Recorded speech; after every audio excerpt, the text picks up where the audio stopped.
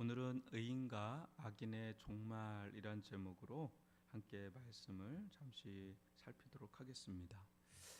우리 계속해서 그 지혜에 대해서 또 잠언서에 대해서 살펴보고 있지만은 이게 우리의 삶에 굉장히 중요한 부분들을 많이 말씀하고 있다는 이야기를 여러분들에게 드렸습니다.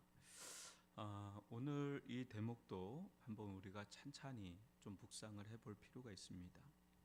여러분 16절을 다시 한번 보시면 지혜가 또 너를 음녀에게서 말로 호리는 이방 계집에게서 구원하리니 그는 젊은 시절에 짝을 버리며 그의 하나님의 언약을 잊어버린 자라, 이렇게 이야기합니다. 여러분 17절 특별히 먼저 보면 그는 젊은 시절에 짝을 버리며 라고 하는 이 대목은 실은 가정을 이룬 상태를 이야기를 하는 겁니다. 여러분 젊은 시절의 짝, 그건 이제 아내가 되겠죠. 이제 부부 사이에 여기서는 이제 남자로 나오지만 뭐 여성이 될 수도 있고 아내가 될 수도 있고 이제 남편이 될 수도 있는데 젊은 시절의 짝을 버린다. 이 음녀에게 가고 이방 계집에게 갔는데 그것은 그 부부 사이에도 관계가 끊어지는 거지만은 그걸 좀 더 들어가면 하나님의 언약을 잊어버린 자다. 하나님은 언약, 이 약속이죠. 하나님께서 이 세상 가운데 가장 먼저 창조한 사회가 가정입니다. 그리고 뭐 사회가 될 수 있겠고, 또 하나님께서 직접적으로 창조한 것은 교회입니다.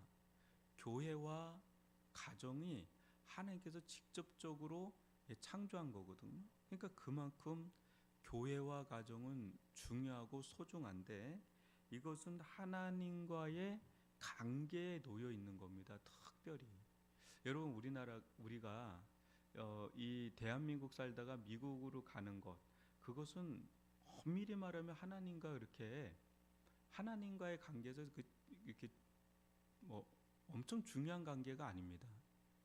떠날 수 있는 거예요. 사람들과의 관계에서는 중요하지만 내가 이 나라에 있다가 다른 나라 간다, 그게 하나님과의 관계에 엄청 치명적인 영향을 미치지 않아요. 그러나 가정을 이루는 것, 그거는 완전히 다른 겁니다. 그리고 교회에 우리가 일원이 되는 거, 여러분 생각해 보세요. 우리가 예수를 믿지 않다가 예수를 믿음으로 교회에 속하게 되잖아요. 그냥 교회 간다고 그런 교회가 아니라 우리 예수를 믿으면 예수님과 연합을 이루게 되고, 예수님과 연합을 이루게 되면 교회의 연합이 되는 거예요. 그렇기 때문에 이거는 생명과 직결되는 거죠. 구원과 직결되는 매우 중요한 관계입니다. 그와 마찬가지로 만약에 우리가 정통교회를 다니다가 이단으로 들어갔다, 그거는 인생의 치명적인 거예요. 영원의 치명적이잖아요. 근데 우리가 이 나라에 있다가 다른 나라 가는 건 그렇게 치명적인 게 아닙니다.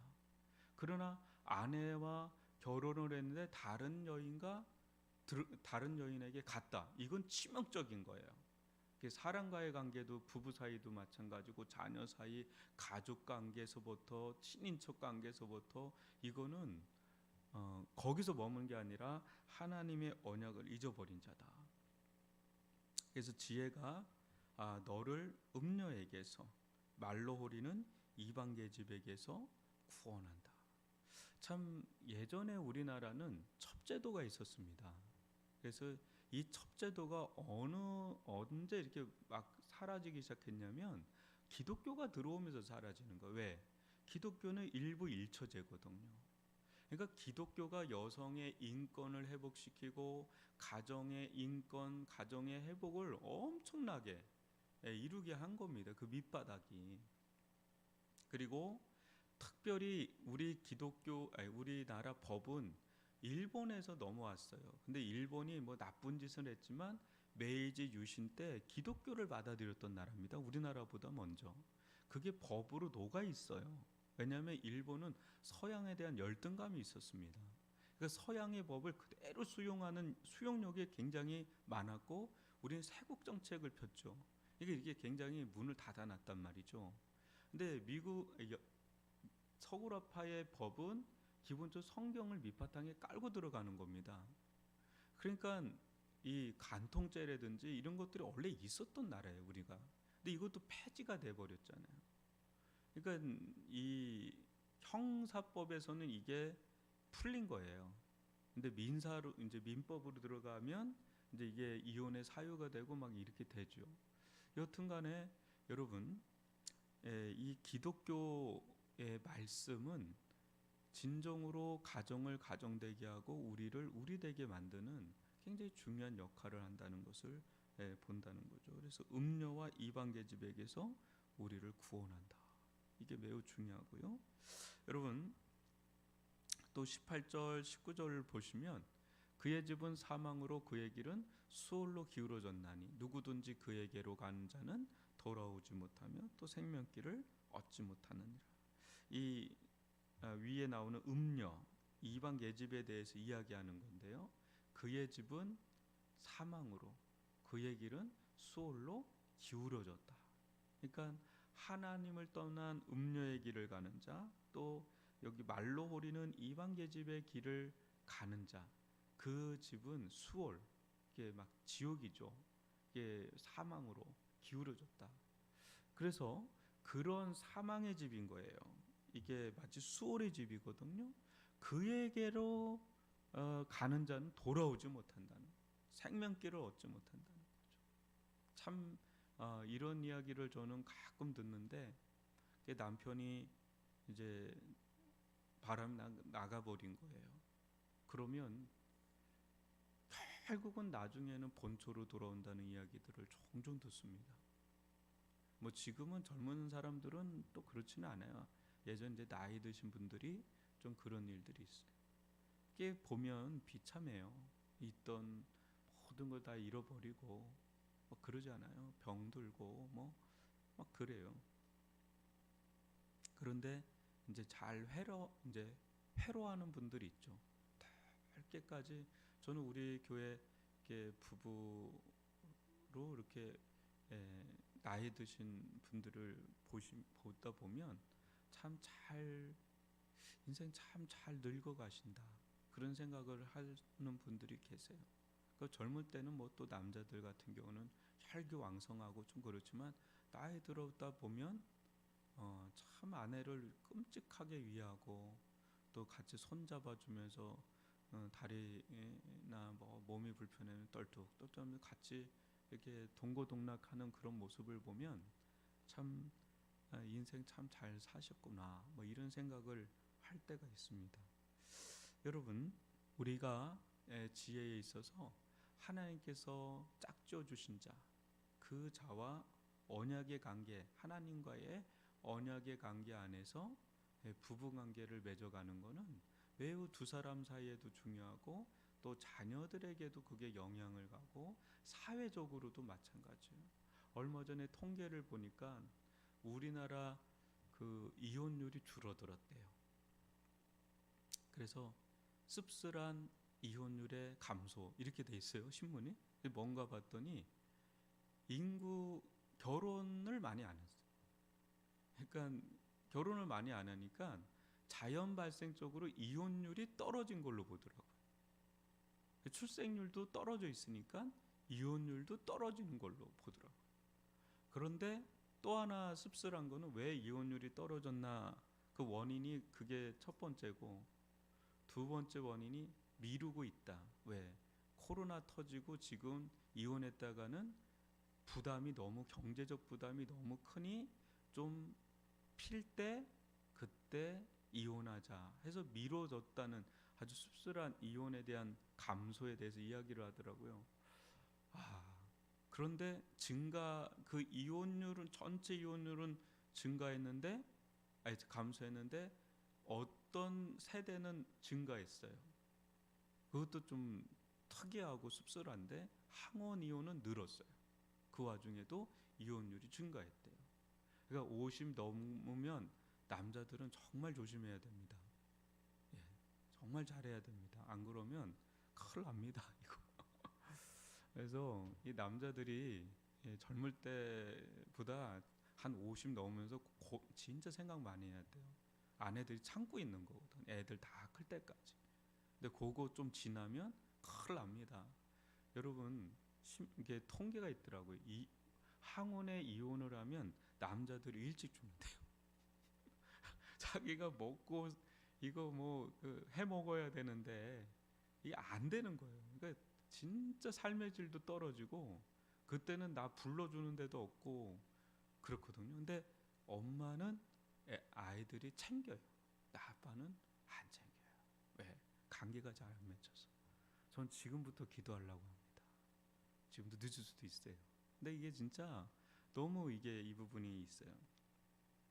여러분 가정을 잘 세워나가는 거 이거 매우 중요한 부분이고요. 20절 이게 지혜라는 거 이게 지혜예요. 여러분 계속 이게 지혜는 삶의 어떤 능력이고 통찰력이라 그랬잖아요. 그러니까 이런 부분이 아무리 교수가 되고 박사가 돼도 이런 지혜가 없는 사람하고 좀 학교로 못 나온 분들이 있을 수 있어요. 그래도 이런 지혜가 있는 분은 훨씬 더 지혜롭다라는 걸 말해주는 겁니다. 20절 21절 보면 지혜가 너를 선한 자의 길로 행하게 하며 의인의 길을 지키게 하며 대저 정직한 자는 땅에 거하며 완전한 자는 땅에 남아 있으리라. 여러분 우리가 좀 손해 보는 것 같고 좀 피해 보는 것 같고 그래도요. 정직의 길을 가는 것 있죠. 하나님 앞에 신실한 길, 하나님을 경외하는 길을 가는 거는요. 짧게 보면 그게 효과가 없어요. 그러니까 짧게 생각을 하면 여러분 우리는 계산적이지가 않은 사람이에요. 근데 계산적인 사람은 짧게 가는데 나중에 계산 다 끝나고 보면 그게 계산이 안 맞아요. 그리고 그 계산이 틀려져요. 그러니까 길게 봐야 돼요. 신앙은 길게 봐야 되는 거예요. 심지어는 이 땅에서 그 결산이 안 이루어져요. 하나님 나라에서 이루어지는 게 또 태반이거든요. 그렇기 때문에 정직과 완전한 자, 하나님을 경외한 자의 길을 정말 믿음이 없으면 이 길을 못 가는 거예요. 믿음의 계산을 하지 않으면 이 길을 못 가요. 저는 공대생이거든요. 그러니까 늘 수학을 전공을 하는 사람이에요. 그런데 제가 예수를 믿고 난 뒤에 깨달은 게 뭐냐면 신앙은 고등수학이구나. 그러니까 이게 안 보이는 수까지 계산을 하는 거예요. 그걸 믿음의 수를 계산하는 거예요. 그러니까 눈에 보이는 걸로 하면 답이 안 보. 이게 딱 이 길 가면 안 돼요. 왜냐면 수가 안 나오는 수니까. 근데 믿음으로 보이지 않는 세계를 바라보면 거기서 딱 수가 나오죠. 그러니까 여러분 우리가 보이지 않는 영역까지 바로 길게 본다면 이 정직을 가장 인생의 가치로 여기고 하나님을 경외하는 길을 가치로 여기는 거 이건 매우 중요합니다. 그러나 악인은 땅에서 끊어지겠고 간사한 자는 땅에서 뽑히리라. 이게 22절 마지막이에요. 그러니까 의인과 악인의 길이 당장에는 악인이 더 좋은 것 같아요. 더 형통하고 더 잘 살고 또 난 것 같고 막 그러는데 이제 끝을 보면 반드시 드러납니다. 끝을 보면 반드시 드러나게 돼 있어요. 여기서 안 드러나도 하나님 나라에서 다 드러나게 돼 있습니다.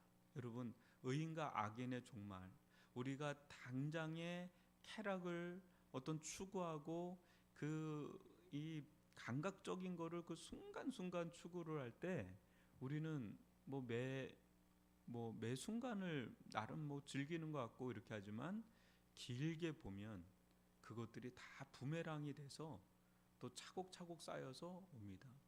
저는 배짱이와 개미 이야기를 자주 우리 아이들한테 할 때가 있는데 애들 잘 몰라요. 근데 저는 C.S. 루이스의 말을 인용하고 싶어요.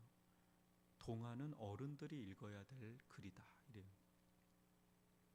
여러분 배짱이 알잖아요, 그죠? 늘 이렇게 즐기지 않아요, 그때. 근데 나중에 보면 이제는 골치 아프죠. 굉장히 고통하죠. 개미는 뻘뻘 흘리지만 나중에 보면 되게 이렇게 편안하게 그 지혜입니다, 그죠? 그 동화 속에 담겨 있는 지혜죠. 우리가 이 삶의 지혜, 또 인생의 지혜, 무엇보다 이 신앙의 지혜는 얼마나 중요한 빛을 보석 같은지 몰라요. 그 당장의 것을 우리는 위해서 사는 자가 아니라 좀 길게 보고, 심지어는 보이지 않는 세계인 하나님의 나라를 보면서 우리가 가는 자들이기 때문에 반드시 그 결과가 뒤따르게 됩니다. 의인과 악인의 종말을 우리가 오늘도 의식하면서, 주님, 저의 마음을 지켜주시고 생각을 지켜주시고, 주님, 저희를 지혜롭게 살 수 있는 능력, 그러니까 살아갈 수 있는 능력을 주십시오. 그 능력 없으면 저는 그렇게 못 삽니다. 이 시대에 저는 확 휘말려 버리고 맙니다. 주님, 힘을 주세요. 능력을 주세요. 능력을 주셔야 살 수 있지 않습니까? 이렇게 기도하면서 오늘 하루도 여러분 복스럽게 사시기를 바랍니다. 오늘 주신 말씀 여러분 기억하면서 기도하다가 돌아가도록